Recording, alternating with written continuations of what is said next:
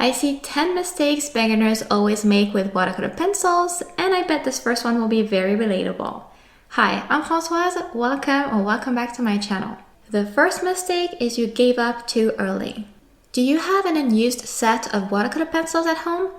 I noticed many of us art enthusiasts do have one, and because few people know how to use watercolor pencils, there aren't many tutorials or classes to help us out, and finished art pieces using watercolor pencils are a rare sight. That's why after admiring this beautiful watercolor pencil set for 2 years, I decided I would teach myself, so I encourage you to keep watching to see all you can do with this fantastic medium. As an example of that, I'll show you how I paint a realistic hummingbird using just watercolor pencils. The second mistake you might be making is to narrow down creative possibilities when it comes to using watercolor pencils. When you hear about watercolor pencils, it's often for sketching or for adding little details and final touches to a painting, but that's really not all you can do at all. The bird I'm creating right now, as well as all other watercolor pencil art featured on this channel so far, will be made with watercolor pencils from start to finish. And it's funny because I actually don't even use my watercolor pencils for the sketching part in my art. There are loads of techniques you can use and loads of effects you can achieve, and that's how I use mine. Realism is my style, but just like any other medium, imagine all you could achieve with watercolor pencils when you know how to use them. And I'll link my watercolor pencil playlist in the description and at the end of this video in case you want to dive deeper into that. The third mistake is to use low-quality watercolor pencils. Watercolor pencils is like every other medium. Chances are the cheaper they are, the lower quality they get. In watercolor pencils, this translates into poor color vibrancy. They'll look pale and weak. Any opacity will be hard to achieve. They will also feel dry and scratchy when coloring. While the ones I'm using here, the Faber-Castell Ombre D'Or, are creamy and easy to color with. When I activate them, the colors look even better, while with cheap brands, you might need to layer a lot, if they even let you, to get this look. It's also very likely you get these strong lines beneath blended areas, while better watercolor pencils tend to have less of those. I also got to test out in another one of my videos that qualitative watercolor pencils are also sturdy. The leads won't break easily, even when they're very sharp. The fourth mistake is to use the wrong type of paper.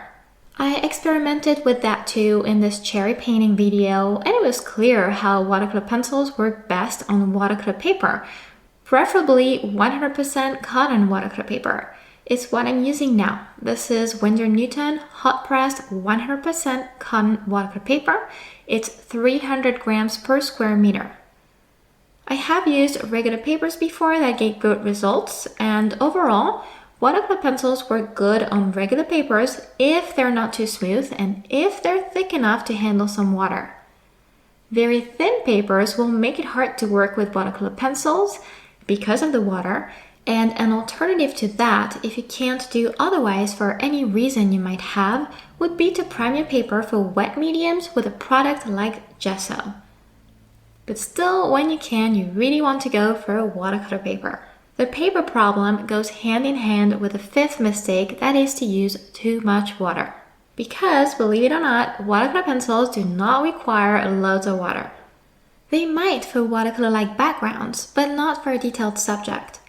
When you add too much water on a patch of red like this, with no other colors around, it might be okay. The advantage of using watercolor pencils compared to watercolors is that you get more control, a better level of detail more easily.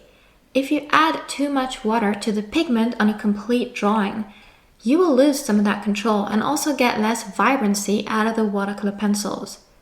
Imagine the disaster in this bird with dark colors like blue and black on a second layer like this one if I blend each part with a lot of water.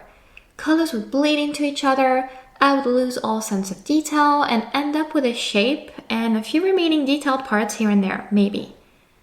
When I blend, I have a paper towel in hand. I haven't seen anyone else mention it, but this will really help in controlling your blending better. I wet my brush, I remove the excess with a paper towel, blend, then clean it up again, and so on. I expect to improve my technique even more in the future, but this so far has given me excellent results, and I recommend you to try it on a simple object like this apple or this ladybug, both projects from my Skillshare classes. And I'll add links to these in the description if you'd like to check them out. Again, the water problem leads to our sixth mistake, and it's one of those that might have you hate watercolor pencils and think it's not for you, and it's to blend colors the wrong way. You always want to blend watercolor pencils from light to dark. Look at what happens when you do it randomly. The purple muddies the red a bit. And this is not the worst color combination. With complementary colors like yellow and purple, or a strong color like black, you will most likely end up with a brownish tone all over the art. Now about the importance of cleaning your brush and cleaning it up often, as I showed in the previous mistake demo. If I blend from red to purple in one go, I still end up with a little bit of a muddy look. The best approach I've found is to blend the light color with little water, rinse, remove the excess water, and blend the dark color then. You could also do it the other way around, as long as you always clean the brush between colors. For a neat gradient, you can use a paintbrush where they meet and have them intermix a bit, but my best advice here is to not overwork the area for too long. The seventh mistake I saw again recently that one of my students made and we weren't able to fix it is to not dry the sheet properly between layers. When you do this, this is what happens. The pigment activates directly from the lead, and the problem with that is that the color is very concentrated there and the line not very sharp. This will be very hard to blend. There will always be a mark there, so be mindful of that. Like for a watercolor painting, when you paint in layers, make sure to dry or let the sheet dry all the way through. I use a heat gun because it's way faster and I'm sure my sheet is fully dry. The eighth mistake that it's easy to make is to add dark colors too early. With watercolor pencils, you want to take the same approach as watercolors if you're familiar with this medium.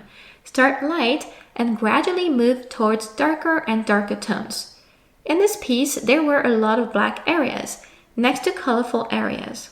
And the beak, as well as the eyes and some patches of feathers towards the neck, were very sharp and dark in reference. So I added them early, but lightly still, and I used the techniques I showed you previously to make sure I wasn't going to muddy everything else. It's only towards the end I intensified the darks a lot more, when I knew I had a strong base already. The ninth mistake is to make the lead too sharp or not sharp enough. Too sharp for early layers when you need to cover a lot of ground.